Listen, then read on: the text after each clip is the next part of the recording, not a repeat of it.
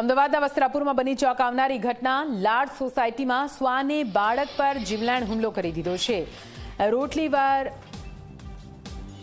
રોટવીલર નામના શ્વાને બાળક પર જીવલેણ હુમલો કર્યો છે।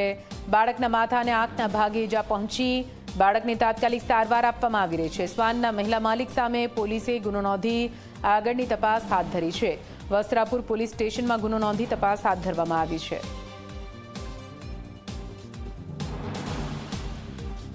ઢેઢું મૂકેલું હતું અને એ પાલતુ ડોગ જે છે એ આમ જનતાની જિંદગીને જોખમાય એ રીતે નાના બાળકને જે કરડી ગયેલ હતું તેના વિરુદ્ધ કાયદેસરનો વસ્ત્રાપુર પોલીસ સ્ટેશનમાં ગુનો દાખલ કરેલો હતો।